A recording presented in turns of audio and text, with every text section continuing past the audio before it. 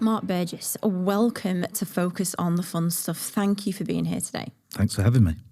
I'm excited to have you here because I've also I experienced a couple of months ago, being on your podcast as well. And I know on that, just the conversation we got into, I just wanted to bring that to my own audience as well.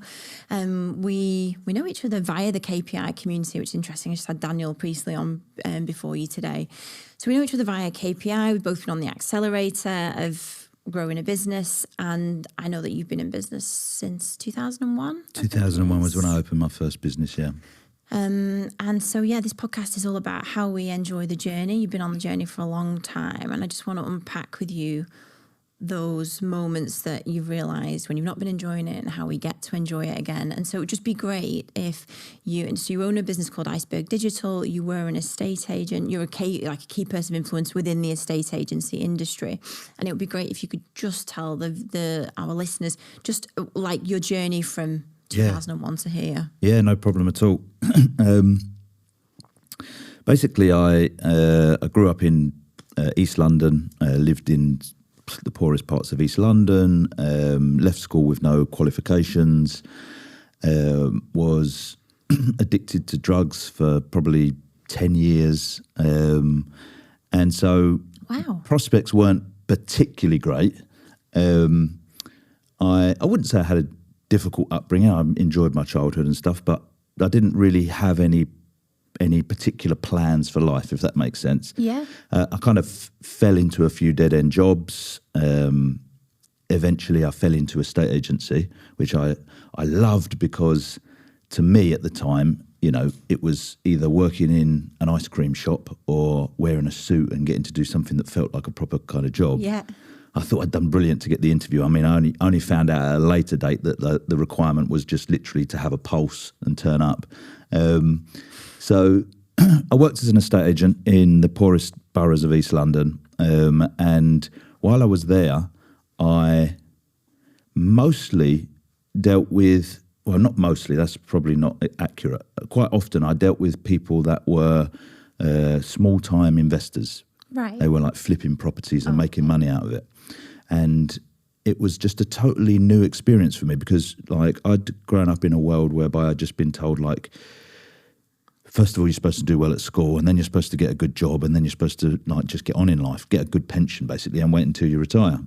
And I was meeting these people that were kind of similar to me in the sense that they didn't really have much, but they were just generating what seemed like money out of nothing.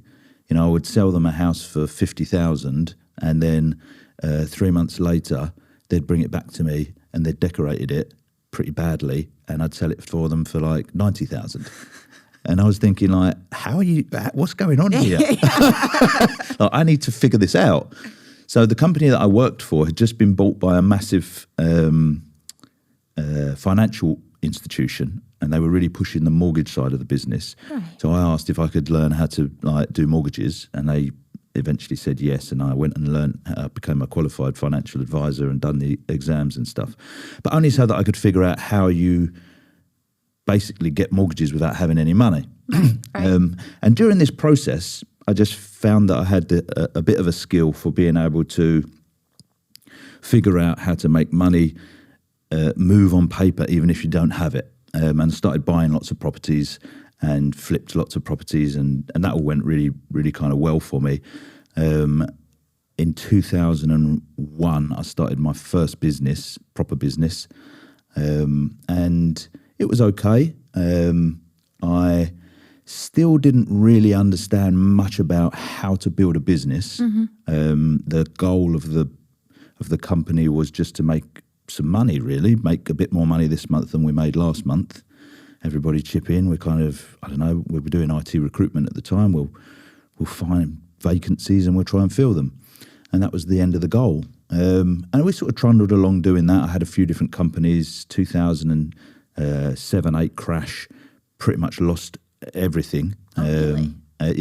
We were sort of, myself and my wife were about 20 grand away from bankruptcy. We had 20 grand left in the bank. Right. And we'd foregone on lots of properties that we were due to exchange on. We had bought lots of properties off plan on what was going to be the Olympic Village in Stratford and all of that sort of stuff. That all went wrong. This is a bit of a long explanation. I hope you don't mind. So, no, I love it. So I had this idea at the time to start this other company, and I said to her, I need 20 grand to do it. Was it to your wife? To my wife. Yeah. And it was like the last 20 grand that we had. And she was like, okay, but after that you have to go back and get a job and stuff. And she said, the only way I'll give you the money is if you prove to me that people want to buy what you're about to build. And what I was about to build was this software that made digital magazines for estate agents. Right. Sounds a bit old hat now, but it was, this is only 2008.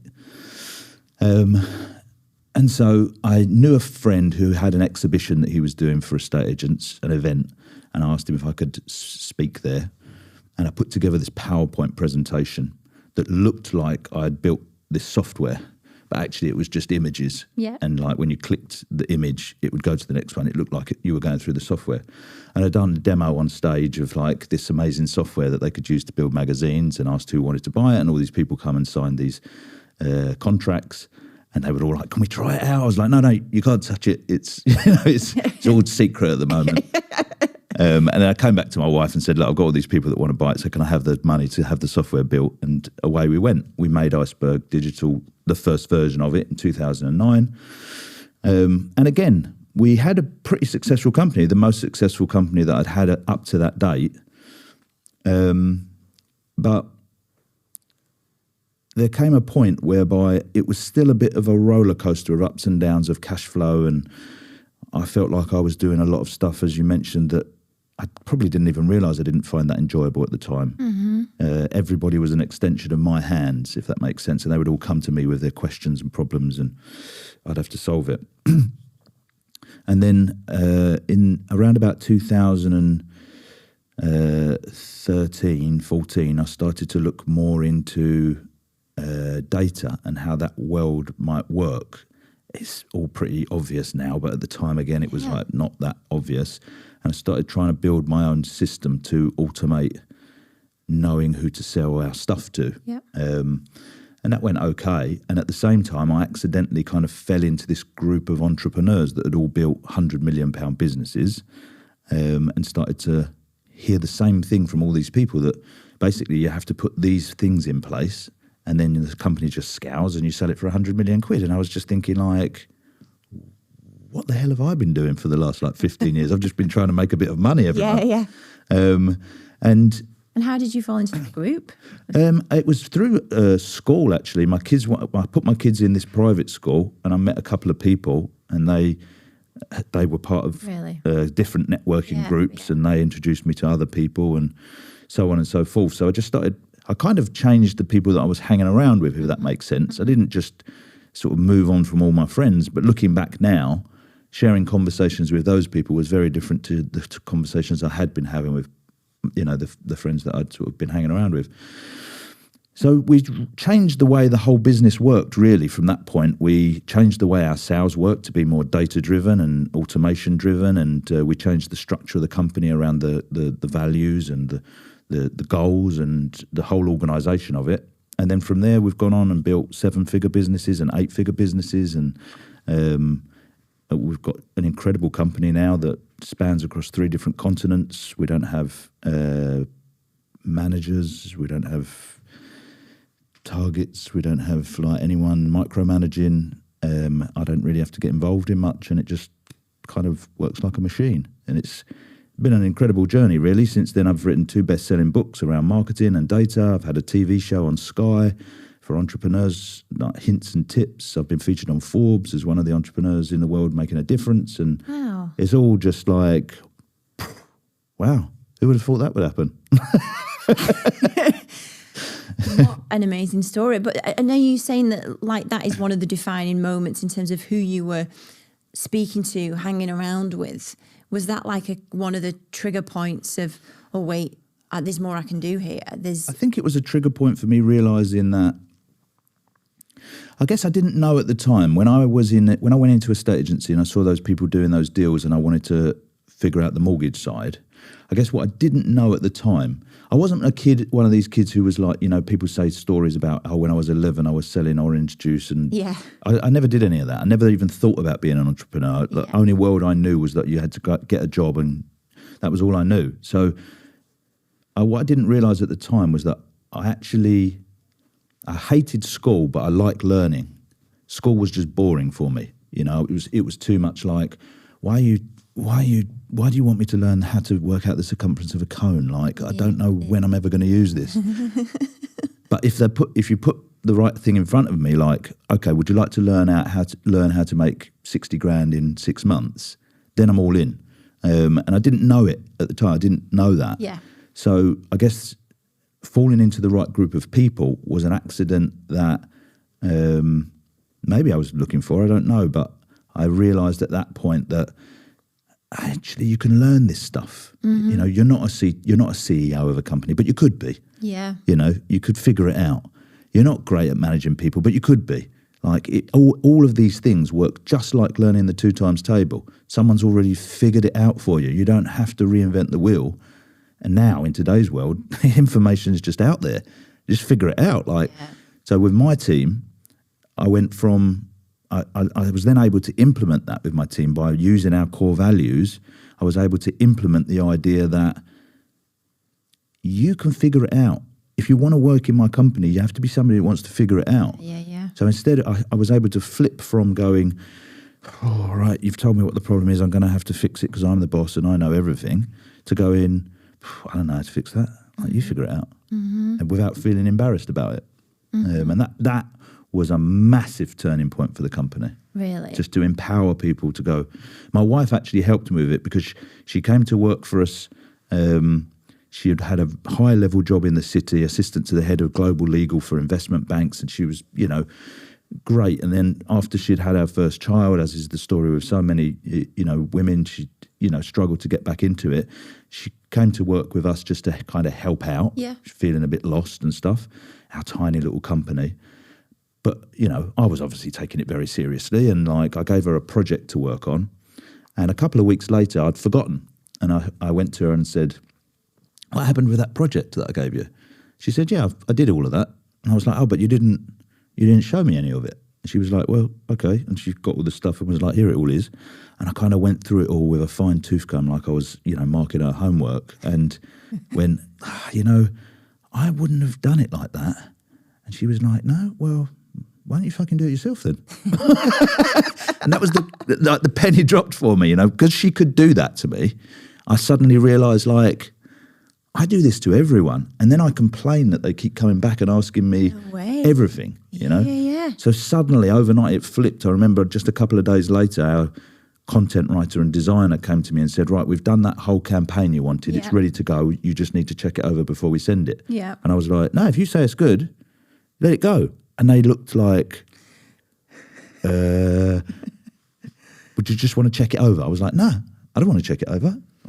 You said it was good, so we can send it. Mm-hmm. And they were like, we'll just check it over again. And it was like, yeah, check it over as many times as you want. But when you say it's good to go, it's good to go.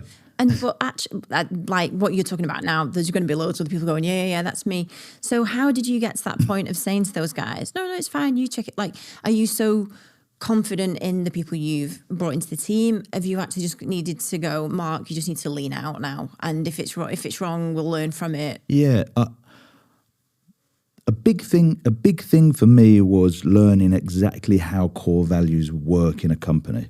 Most companies have core values, and they're written on a wall, on a poster, and no one pays any attention to it. For me, I was taught that the core values must be what if you cut me in half, what would you find? Like, you don't have to work hard at it. Mm-hmm. They're not aspirational. Mm-hmm. All I've got to do is turn up and I've got them. And they can't be things that are expected. Yeah. Trustworthy is a normal core value for a lot of people, but there's no opposite to trustworthy. It's just a given. If you're not trustworthy, you're not going to work here. Yeah. So once we identified the core values of me as a person, which were self-development, being committed and being connected to the team, once we identified those, I then had this kind of secret ingredient, which I'd never had before, which was when I interview somebody, up to that point was I look at the CV, I don't really know, what I'm sort of supposed to be looking at, but I read through the CV, I meet them, we have a chat, they seem a nice person, they said the right things, we agree on a salary, we'll give it a go. And then you sort of find out after that. Yeah. Well, the core values gave me this superpower whereby I could just go into an interview and go, I don't care about your CV. I really don't. Like, these are my core values. These are the core values of the company. And this is how they actually work. So if you was coming for an interview with me, I'd say, like, right, Emma, our first core value is to be an expert. What that means is that none of us started out in the positions that we have now, and we're a growth company. So as we go forward, unfortunately, we're going to need a whole new team of people, and those people are going to replace you. Unless you do self-development, you can be one of those people and you can come with me on the journey and you can have a career that you never even imagined you could have. I've got evidence of it happening in my company.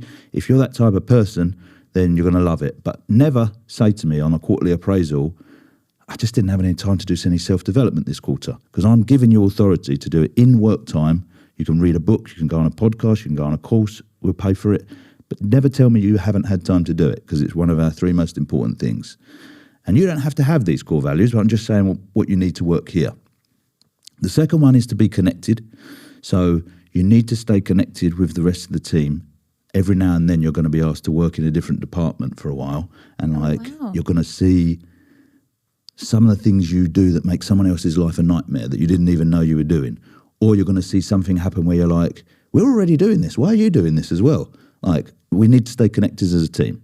And the final thing is commitment, which sounds pretty obvious. Yeah. I'm going to say to you, like, I don't care if it's 5:30, these things need doing.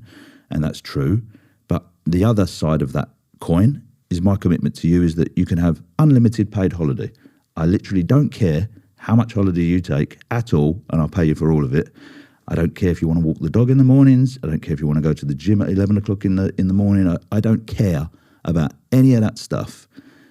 As long as you've got like those 3 core values, unless we hit financial difficulty, you'll always have a job here. Okay. Always. You might not be sitting in the right seat, but those people are hard to find. And if you're that type of person, you'll love working here.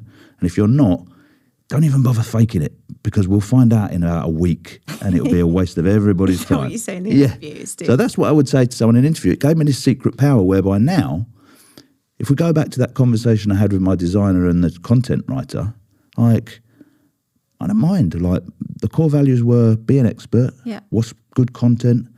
What's a good email to send? Be committed. Make sure there's not got any mistakes in it. Like, be connected with each other. Have you both checked it over? If you've got all of that, you send it. You can send it. Now, if they sent it out and it had a load of errors in it, I'd go, like, that doesn't feel very committed. That doesn't feel very like you're really trying to do. Interesting. Yeah. It just gave me different rules. Before that, the whole company was built around targets. If I hit my target, then like, you can't really fire me. But you still end up with employees that you want to punch in the back of the head, and you can't figure out why. And it's a core values thing. When you get everybody with the same core values, they all police themselves. Yeah. They all start saying to each other, like, why would you do that? That's weird. Why would you not want to read this book that I just suggested to you? Yeah. So that for me was life-changing for me to be able to get to the stage where it's like, okay, I've got all these people now. They don't need to ask me anything. Because if you need to ask me, you could just ask Google and you could just figure it out for yourself. And you'd probably figure it out better than me. Or you're going to ask me and I'm going to ask Google. Yeah. That breaks our core values. That should be a core value for everyone. That's right. I think, yeah. Yeah.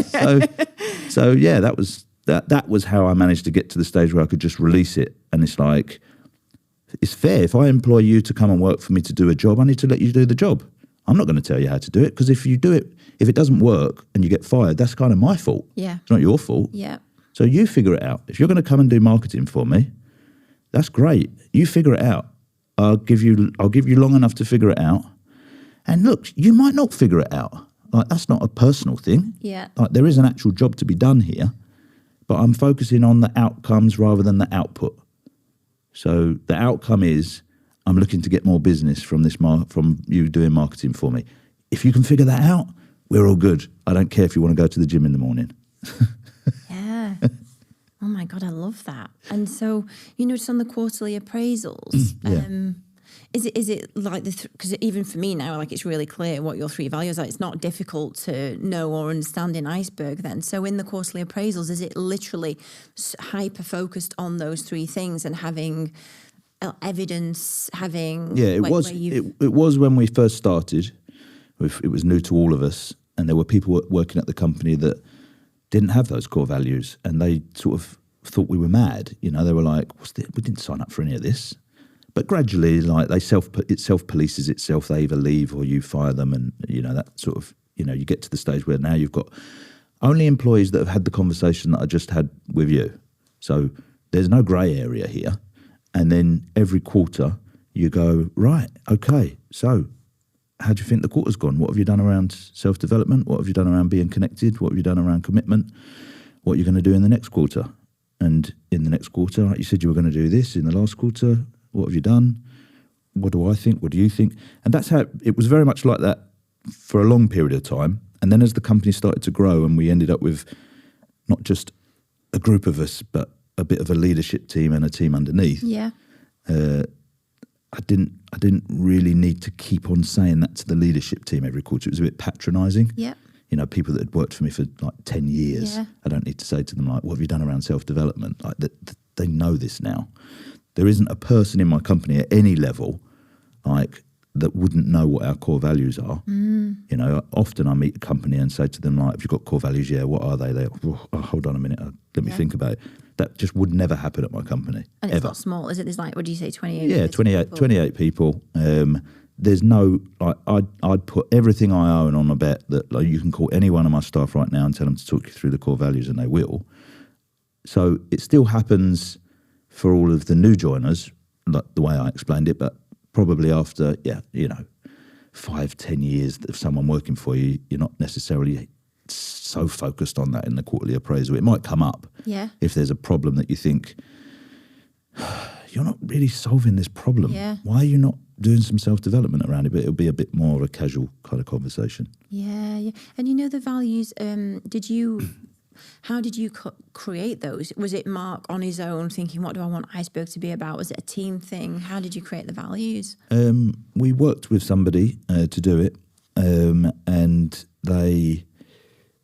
their process was based on the book Traction. Oh, okay. Yeah. Whereby you list out all of the things that you can think of, and then you slowly start eliminating things and combining things. They didn't start out as be an expert, be committed, be connected. That's the sort of marketing spin that we put on it afterwards. It just we started to get rid of some of the things, like I say, that we thought that's a bit aspirational. Yeah. Things like, I don't know, whatever the word for timekeeping would be, like, it's a nice thing, but I can't do it, so we can't have it. Yeah. Because I'm always going to be a bit late. And you need to lead from the front. Yeah. So, yeah. And it just kept coming back down to that, or things like perfection. And then the person we were working with that was teaching us would kind of say, just be careful, with that, because can you really ever achieve perfection, ever? So it was just a process of going through and narrowing it down. And also, they did need to be what makes up me, but we didn't need to cover everything in the world. It's a process of finding good staff at the end of the day. Yeah. I remember a few years after we had all this in place, saying to Hayley, my wife, my business partner, we forgot a core value. We should have had break the rules. I like to break the rules. She was like, it doesn't need tinkering with. It works. Like, move on to something more useful. I just spend time thinking about something that already works. So I think you can go too granular, too deep with it. Like, but what about this? What about that? Like, and we just need a bit of a guide so that we get the right kind of people that work with us, And so in your involvement in the business, because 28 is it's a fair sized team. Like, what does your involvement with the team look like? Are they all quite autonomous? Do you have a lot of people reporting to you? What are you focused on in the business? That's a good question. I guess the way I explain it to the team and to other companies that ask me that is I eventually reached the stage where I look at our company like a boat that's travelling down this river that has hazards on it. Mm-hmm. And my job is I'm standing on the deck looking ahead with the steering wheel thinking, we're probably going to need to go a little bit left to avoid that rock and then round to the right, and then we're going to reach the bay and we'll be okay. And that's really my sole job. Yeah. That doesn't mean that I can't occasionally, like, I don't know, walk away from the steering wheel and get involved with the engine. But while I'm doing that, the wheel's just doing what it wants. Yes. And for most companies that I took to, small businesses, no one's at the wheel. Like, no, there isn't a single person at the wheel, and it's just going wherever it likes. They're getting involved in sales, and they're getting involved in, like, you know, operations, and they're getting involved in finance because they're the only one who can, right? They're the only person who can do this. Yes, that's true, the way you've built the business, but you genuinely are the only person who can steer the steering wheel. Yeah. And at the moment, it's just fucking going around on its own. You're just going around in a big circle. And by some miracle, you haven't hit one of the boulders. If you get up there, then suddenly, like, you can actually fulfill your vision and your mission and go, you know what? I don't know. Let's just use an example of sales, because, you know, most companies, they focus on how many sales they're doing. Sales are not going well. The old version of me would have gone, I'm going to need to get involved in this. Yeah. Which most people do. And it's understandable. Like, it can raise your blood pressure. You look ahead, you think sales isn't happening. I'm going to get involved in this. Like, one, you're going to have to leave the wheel to do that. Yeah. And that's a big problem. And two, you don't have to get involved in it. You have to go to your team and go, you fucking solve it. Sorry, I didn't even know. It's fine. You solve it. Like, that's your job. Do you know what I mean? Stop coming to me and asking me how to solve it. Or don't. I mean, we can solve it together. I'm not going to say, like, you don't get to talk to me. We can sit and talk about it, but it's your job. Like, you go and figure out how a pitch works. Why do I have to tell you how a pitch works? Honestly, I think that is such gold, Mark, for most business owners. I've talked to so many, and I think in most people's business journeys, for a portion of it, you end up, like, employing people that you drag along with you, and they're like your dad, and they're asking all the questions, and anything that comes up new, you're expected to deliver the solution. And I don't know if some business owners feel a bit guilty almost, that, like, oh, well, I should be able to help them with that. I should know that. But really, the next level of business ownership is that I've got really shit hot people in these roles that know it better than me, can do it better than me. Absolutely. And I think, like, that can be a bit intimidating for a small business, because they think, well, I can't afford to go and get those people. Oh my God. No, totally. That's right. But, like, you make them. You build those people. Interesting. So what do you mean by that? Well, like, you know, I've got one of my best software engineers isn't a software engineer. Like, you know, he's just a guy that worked in a kebab van. Really? Literally. He's fucking brilliant, because he wanted the opportunity. He liked doing that stuff for himself. He'd built different programs. He'd been playing around with robots, and, like, it was a hobby for him, and he wanted an opportunity to do it. And, like, okay, well, figure out how to do this. And he was all up for it. A bit like, you know, someone gave me that opportunity to figure out how mortgages worked or how money worked. Yeah. And I was all up for that. Even though on paper, if I'd have walked in with my CV, what have you done? Nothing. I left school, I smoke a lot of drugs, and I've worked in an ice cream shop. Like, who's going to give you that chance? So I'm not saying take a chance on people that, just anybody. Yeah. But you can't afford to go out and hire a CFO. So build one. Like, the information's out there. All you need to do is run a Google search saying, what does a CFO do? And that's where it begins. And then what's a good book for someone who wants to be a CFO? What's the tools that a CFO uses? Like, and then put someone in charge of, and say to them, listen, I'll give you the opportunity to have a career that you could never have imagined. But this is what I want. The output I'm looking for is I want someone to run the financial side of my business. Can you do it? Yeah, I'd love to do it. Great. Well, these are the core values. Away you go. We'll talk about it we'll see how you've got on in a month. what else can you do? Like, otherwise you're going to have to figure it all out, right? Yeah. And then you're just going to end up with admin people. Yeah. And those admin people are just going to leave because they don't have any prospects. Yeah. And you're just going to stay on this treadmill of like, everyone gets paid except me. Mm-hmm. You know, everyone seems to leave at 5:30 except me. And Yeah. it's just not the way it's not the way it's supposed to be. Not that you want an easy life. You don't start a business for an easy life. Most people I know start a business because they're not good at taking orders or they want a bit of freedom in life. Certain level of freedom anyway. But like they're just not good at taking orders. So that's okay. Like they're actually not that good at giving orders either. Most small businesses they dislike so true. the idea of confrontation and all of that Yes. sort of stuff. They just want everybody to like, have a nice time. Yeah. And that's okay. I want everyone to have a nice time. I've just employed 2 new sales people and I've explained the core values and I've said to them, look, I want you to have the best job you've ever had. And of course I want it all to work out. Why would I waste my money on it otherwise? Yeah. And you want it all to work out because otherwise why would you waste your time coming to work here? But these are the core values and these are the figures that we need to kind of achieve. And then none of that's personal.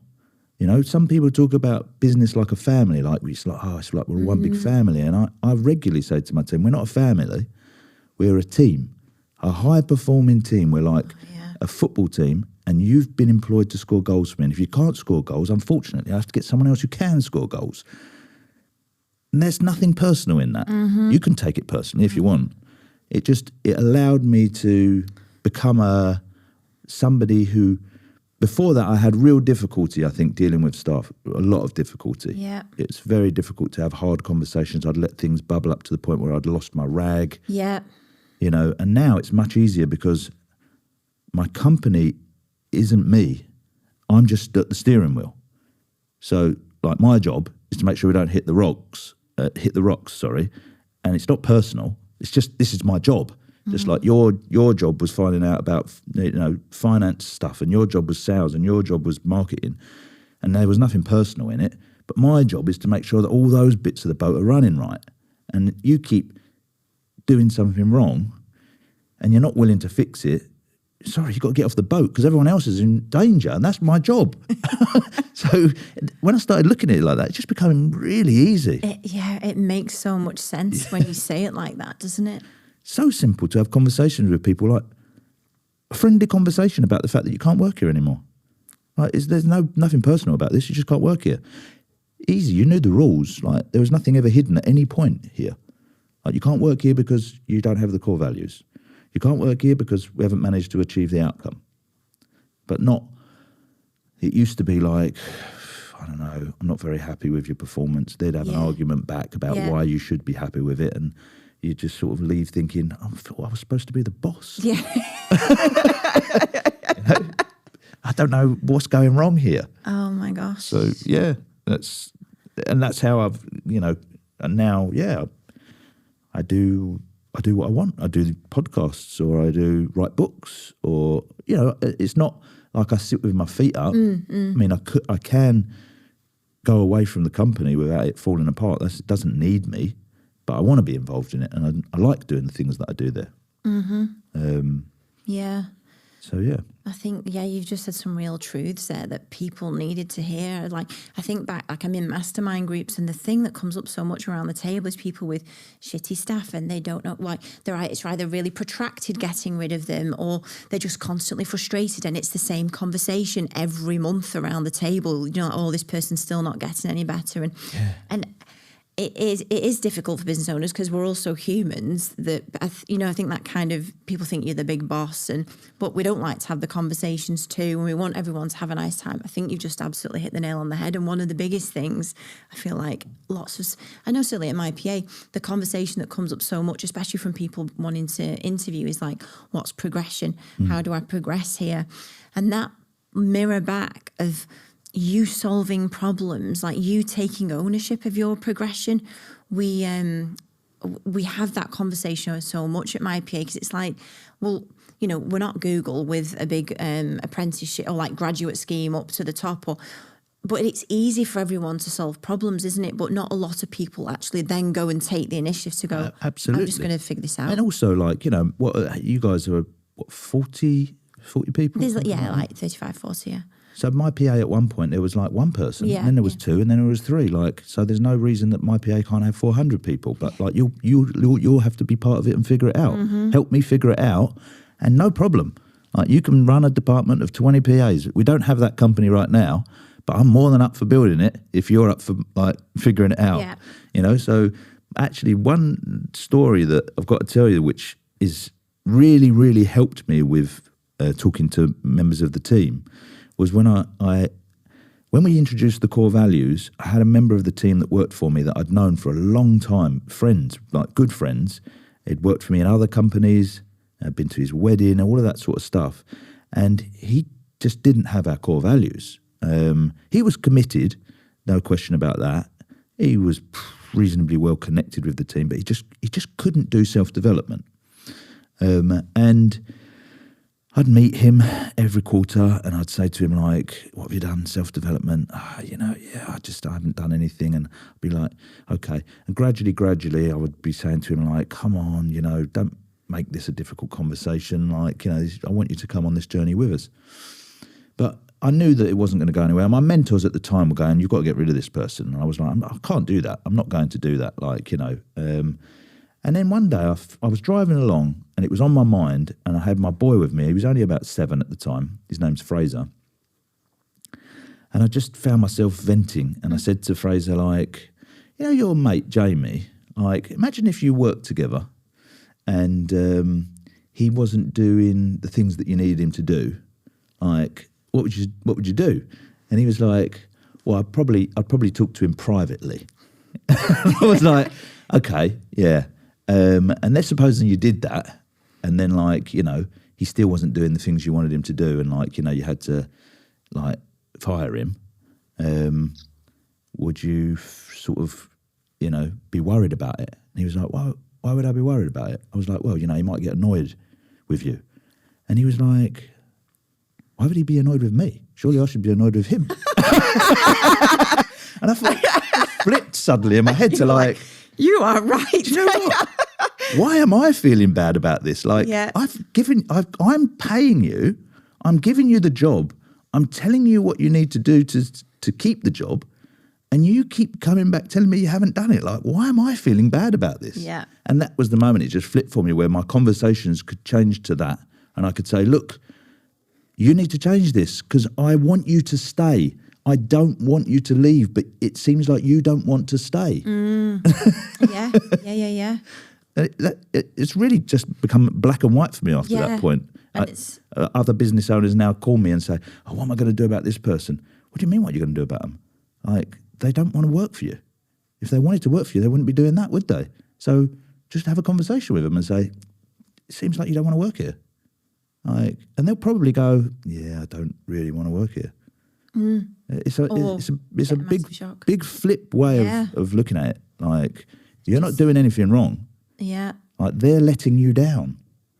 Yeah.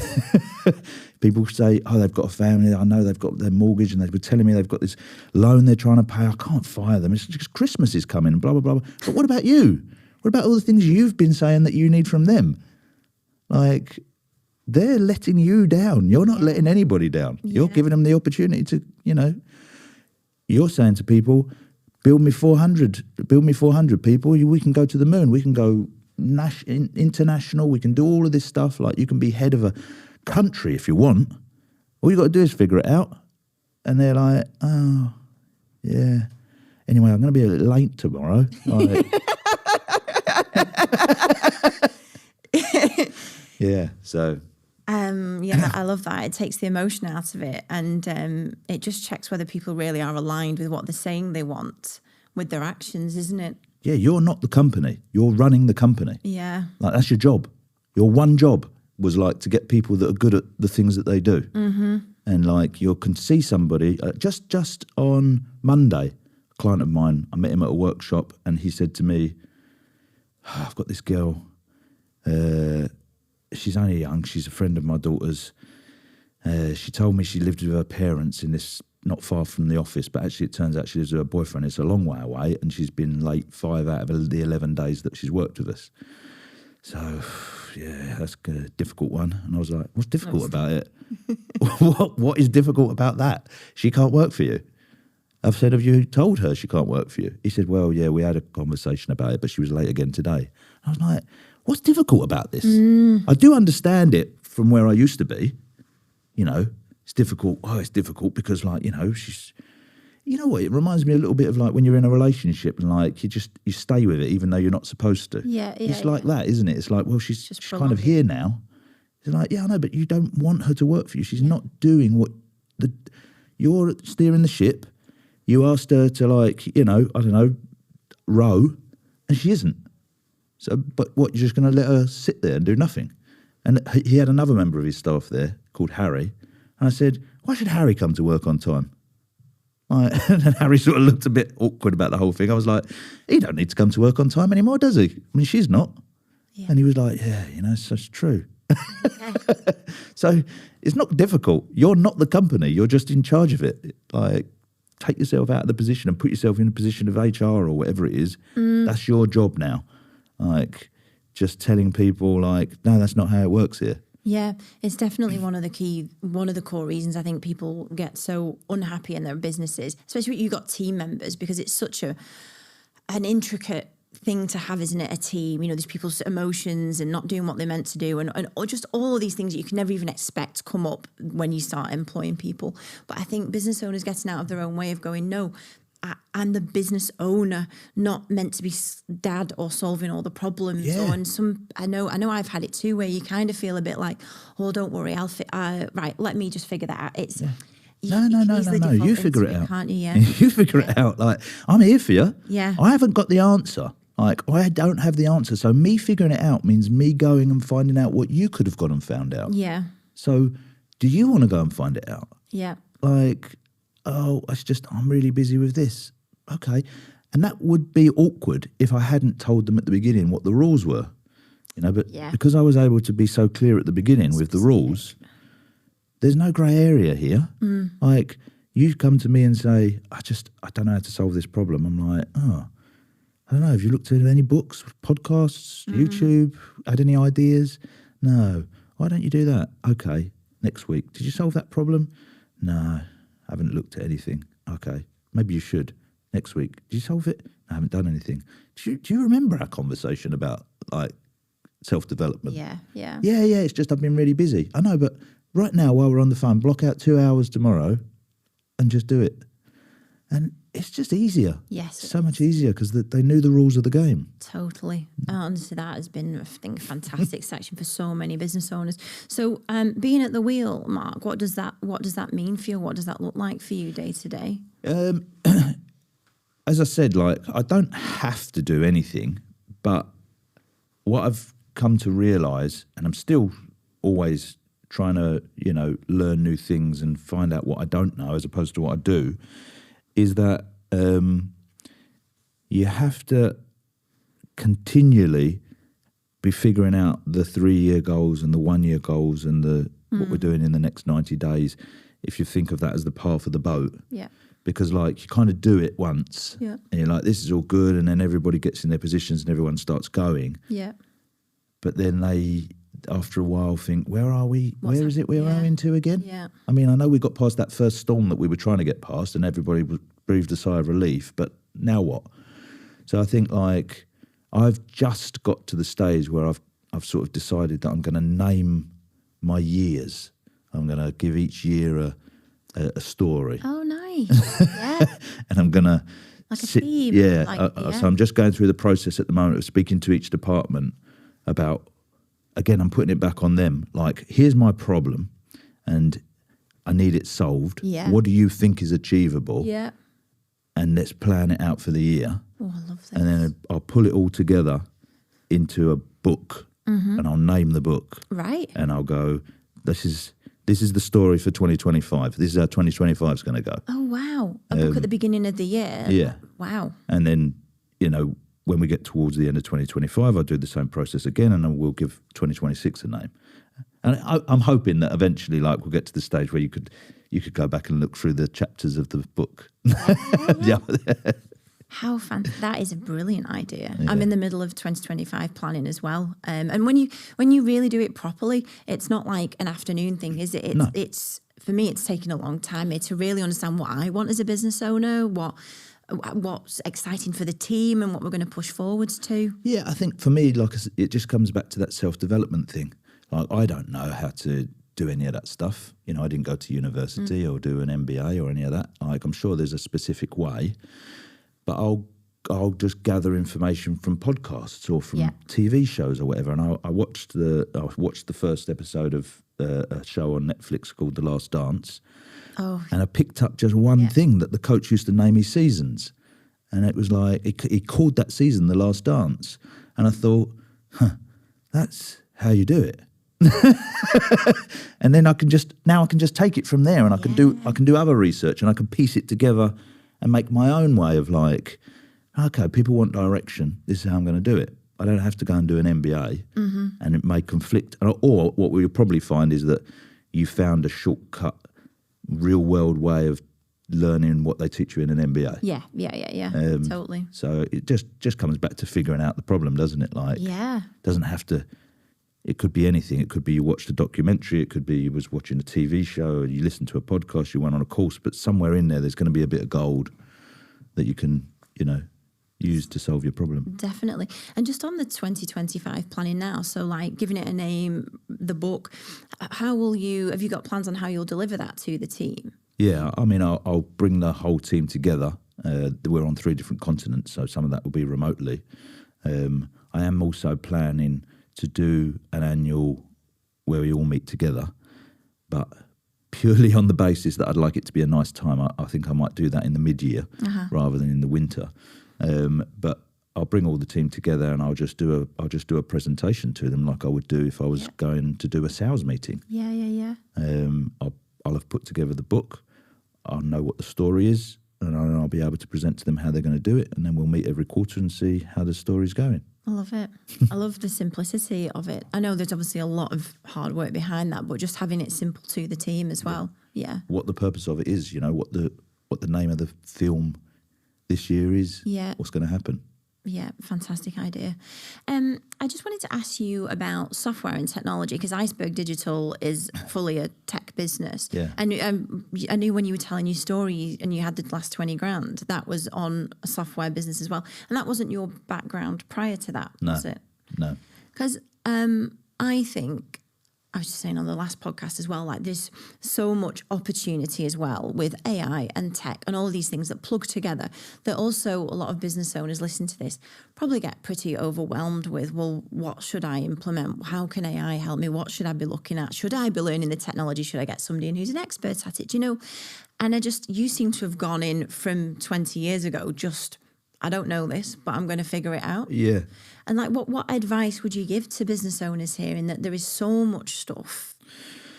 I think I was naive and underestimated, as we all probably did with our businesses, what it actually takes to build a software. Like, there's a difference between what it takes to build a software for you to use, and you think this is brilliant, the whole world could do with this. Yeah. The software of that the whole world can use is going to need millions of pounds to build, which sounds weird. It's like I've made it works. I know it won't work when 5,000 people all log in. Right. it will blow to bits in your face. So I'd never realised that, like, a development team is like it's like a Formula One pit stop team. There's a guy who just does the bolts. There's a guy who just does the petrol, and it's ridiculous what's required to build a scalable software that you're going to sell to hundreds or thousands of people. But in terms of embracing technology, again, like, there are companies out there that can just help you with this. You can figure it out for yourself, but again, you'll probably have to leave the wheel while you do it. You might be better to just go, you know what, I might create a part of my ship that investigates technology that can help us. Yeah. I'm going to get a person to investigate specifically technology that can help us and make us more efficient. I'm going to make that part of my boat, and that's going to be their job. And they're going to have our core values, and they're going to have what outcomes I want out of this. and they can figure it out. Yeah. Because if I have to go and do it, again, no one's at the wheel. Yeah. Now you might go, yeah, well, it'd be great if I had the money to do that. So you might not have the money to do that, and you might do a bit of that, and you might come back to the wheel, and you might see how it goes, or you might get some of the other team to do bits of it themselves. AI and technology, I mean, it's always been moving super fast, but it's moving so fast now. Yeah.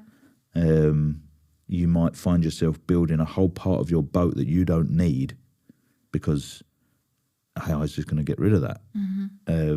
For me, I was always interested in computers. I didn't know how to code or anything, and I weren't interested in, I'm more of a creative than I am I'm not that efficient at things. So I could see it would be possible by lining up these dots. I didn't know how to do it. I just needed a developer that knew how to do it. So I guess if you've got an idea in your business where you think, I can see that this would be possible, I just don't know how to do it, then, you can just find people to help you with that. If you have no idea of how the technology might help you, then maybe it's worth getting somebody to just investigate it for you, I would say, in the first instance. Like, what's going to happen here? How might AI affect this? Like, I've got a friend who runs a staircase business. He's not thinking about AI. I sat with him for an hour, and now he's thinking about turning his company into an AI company. Really? It's like, so it just, again, it's just having conversations with people, whatever interests you. Maybe it doesn't interest you. Like, if it doesn't interest you, then like, don't worry about it. I mean, ultimately AI will be the end of humanity, right? So we won't have to worry about it anyway at some point.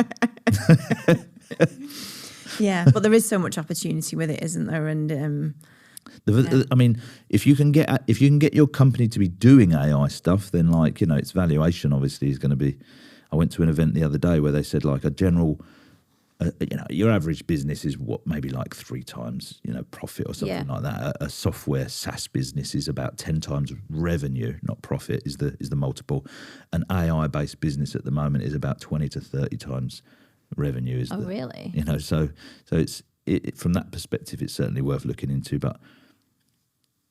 It depends on if you just want a piece of someone else's AI to help you with what you're doing, or if you're thinking about actually building an AI business. Like two very different things, aren't they? And AI is in life cycle now. Yeah, we have lots of AI in there that does all sorts of stuff. And sorry, I should say life cycle is your CRM system for estate agents. Yeah, that's right. Yeah, they do their marketing and their CRM everyday stuff in it. Understand. Okay. Yeah. And from a family perspective, Mark, because you've got a big business and you've got a family, and that, how is that something you have to? Do you need to put a lot of effort into thinking, I need to like carve out time for both? Like, I think work-life balance isn't a thing. It's, you enjoy what you're doing, but you want to make sure you're flowing between both. Like, how do you work that in your life? It's a good and also point. With Hayley working for Iceberg as well. Yeah. And well, I mean, she's a co-founder, so like, I don't have any sort of dominance over her in terms of her working for me. Okay. But like, I don't know really. I mean, I suppose without going too deep on it, like I said at the start of the show, like I've had a few different addictions in my life, and I've had to try and figure out how addictions work. And I think that helps because once you can start to figure out that, again, this is maybe going a bit too deep with it, but once you can start to figure out that you don't actually like, I don't know, whatever it is, drugs, alcohol, whatever the thing is, your brain is just trying to get a dopamine hit, and it's doing it on autopilot. And if you can figure that out, then all of a sudden, like, you can start to get a dopamine hit somewhere else. Your brain will stop making you want to go to that place. It will you can go here or here. And if you stop going there, eventually it won't even mention it. It will just go here. So if you get a dopamine hit from, taking your kid to karate, like, rather than trying to do a sales deal, eventually, like, you'll stop doing it. You might be working at 9 o'clock at night because sometimes you just have to. Yeah. A lot of the time, if there was a power cut, it wouldn't be the end of the world. like it would still be there in the morning. Nothing major would have changed. Yeah. So sometimes, like, I don't really struggle with switching off from work, because for a long time now I've been able to kind of have a bit more of a relaxed relationship with work. But I do sometimes have to remind myself that, like, if I continue to do this thing whereby I check social media at 8 o'clock at night, my brain will only make this worse over time. It's going to continue to get me to do this because it thinks I'm going to get a bit of dopamine. If I switch that off and I start at 8 o'clock at night doing DJ mixing with my daughter, that's where I'm going to get my dopamine hit from, and that's the thing that I'll get addicted to, and that's not a bad thing to get addicted to, as opposed to this other thing. Yeah. As I say, a little bit deep, but like I've never even thought about it like that. But like your brain does it unconsciously. Certain triggers happen. You sit down on the sofa, you put on Netflix, you pick up your phone and you check Facebook. Like, it was the sitting on the sofa that was the trigger for all the rest of it to happen on autopilot. So if you were conscious of that, you wouldn't sit on the sofa. You'd go, I'm not going to sit on the sofa. I'm going to stay in the kitchen and have a conversation with my wife. Yeah. That's what I'm going to do. Yeah. So yeah, I mean, I don't struggle with overworking in the sense that I try and do everything. Those days have passed, but I do have to be conscious of, like, where my brain thinks it needs to go for me to experience some form of uplift. Mm-hmm. How interesting, yeah. And so, like, just in terms of the time you spend at work, is that pretty, like, yeah, it's Monday to Friday, like weekend is just family stuff or? Yeah, our working hours are 9:30 to 5:30 Monday to Friday, but because of our commitment core value, we talk and message and work whenever. But as I say, the other side of the commitment core value is do what you like. So if I try to contact you and you're not around, that's okay. Like, I mean, if it was majorly urgent for some reason, but very rarely that's the situation. Yeah. But at the same time, like, you know, I don't know, message me back when you are around, whenever that is. So I don't, unless there's a deadline of some sort. You know, everybody has the situation where you've got too much work and not enough time in the day at some point. Like, I've got to write this book for 2025. I need to find the time to do that. Yeah. So I might do it on a Sunday, but I won't do it at the expense of going to the football with my boy or something. Yeah. I'll go to the football with my boy, and maybe I'll do it in the evening or something. Like, I need to balance out what my brain is slowly getting addicted to. It doesn't know whether it's, like I say, it doesn't know whether it's work or alcohol or drugs or football or... I'm just about to start dance classes with my wife, because it's another thing where I think to myself, like, I need to replace something in my life that I'm doing that is not that great with something that probably is that great, that will also give me a dopamine hit.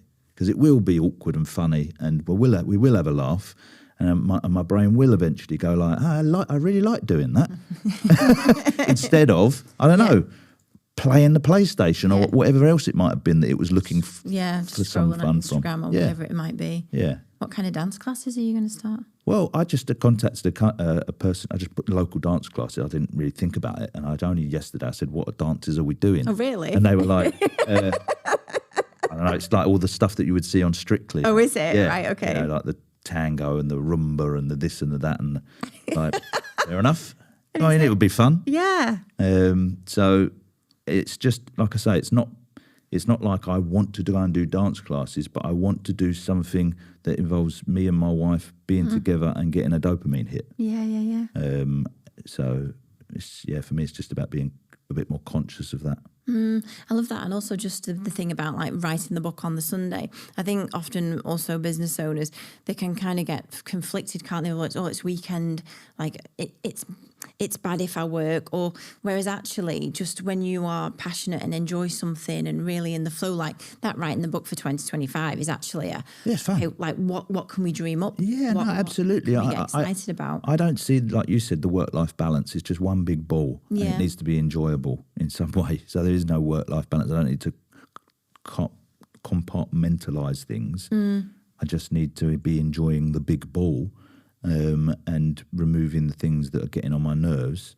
Sometimes I still forget to do that. Sometimes I find myself working on a project and then think, why am I doing this? And I'll give it to somebody and like 2 days later it's done. It's been hanging over my head for like 2.5 months. Yeah. So sometimes I do that and I have to remember. But, you know, we were just talking with Daniel there, weren't we, your previous guest, and talking about the ski trip and all these people who are going to ski and talk about work. And it's just a hobby for us. Yeah. You know, we enjoy it. But there are points of work that you don't enjoy where you are just slugging through and it's 9 o'clock at night and you wish you could like go to bed or watch the telly or whatever. And like that's the stuff whereby it's like, just delegate some of this stuff. Totally. Get back up to the steering wheel and like, you know, get back to enjoying life. You don't have to have 40 employees or 27 employees. Like, you know, we've used your company for lots of different services. Like everybody's probably used Fiverr for things like, just delegate this shit out. Yeah. You know? And there's somebody that will love to do that thing you hate, isn't there? Yeah. Yeah. The thinking bit most of us quite like. You know, the doing bit, like just delegate it. Yeah, totally. You know, this list needs creating, I have to create it. Like you don't have to create it, do you? Someone else could create that list. If I said to you like, oh, I really need a list of like all of the estate agents in the UK and you'll find all the information here. You guys can just take care of it for me, can't you? Or I can spend 3 weeks away from the steering wheel doing something awful. Tedious and figuring it out. Yeah. And this is literally the conversation I just had with Daniel. It's just about being totally discerning, isn't it? About the importance of your role as the business owner, fully embracing that, isn't it? And going, I am doing a disservice if I solve this and you don't. Like your role is steering the ship. Yeah. That's it. Yeah. You know, you might a lot of business owners get dragged into sales as the main one. No one can sell it like I can. Like, you know, they just can't. Oh, and you know, that's true, 100% true. But there's only one of you, and you're supposed to be steering the ship. So it's not going to work. Like, you can't sell as many as 10 people. They might, one for one, you'd do it better, but you won't do as good as 10 of them or 20 of them. So it's got to be, you've got to build something that someone else can do. Yeah. And then you'll have to employ more people. But let's face it, like, I don't know, if I wanted to do it, I can probably do the customer experience better than anybody. I can probably do the support better than anybody. I can probably do everything better than everybody because it's my company, because I care and I'm willing to do whatever it takes for the customer. But I can't do that because I've got to do the steering wheel thing. Yeah. And no one else can do the steering wheel thing. So genuinely, you are the only one who can do the steering wheel bit. And everything else, you're going to have to find people you can rely on. Yeah, otherwise the boat's just going to go around in a circle, isn't it? Yeah, straight into the rock. Not going anywhere. Yeah. We'll go as fast as we can into that massive rock. That is my favourite analogy so far for this. I love it. Mark, we're drawing to the end of our time together today. Has been fantastic. Honestly, it's been a great session for me as well. You've really just boiled down so simply that kind of getting out of your own way and really letting your team own a role as well, but making it just that conversation so much easier between each other. Nothing personal about it. You know, I need you to, like I say, we're a football team and I need you to score goals. Yeah. That's it. We all work together. That's your job. You figure it out. Love it. Not a family, we're a high performance team. That is just such a great analogy for it. Mark, where can people find you online? I'm on all of the platforms, but to be honest, like Facebook is like, you know, for old people like me, isn't it? Like that's probably the best place. And you just Mark Burgess on Facebook. Mark Burgess, yeah. If you put, I don't know, if you're struggling to find me, like Iceberg is the name of my company, so Mark Burgess Iceberg. Stick it in Google or Facebook, you'll find me. And you have got your website, The Real Mark Burgess. Wow. Actually, you know what? I forgot about that. I made that years ago. So you won't find me on there, not until I do something with it. Like, okay, scrap that bit. Don't go there. Just go to Iceberg Digital. Facebook, LinkedIn, like they're probably the two best places. Yeah, I'm on Instagram. I need to pretend that I'm a bit young, but and you do have your own podcast as well, which I was on, which is Bootstrap Business. We do. I do the Bootstrap Business Wisdom, which we do occasionally, and I've got if it's estate agency based, we do one called the Estate Agency X. Amazing. Mark, today has been fantastic. Thank you so much for joining me. I've enjoyed it. Thanks for having me.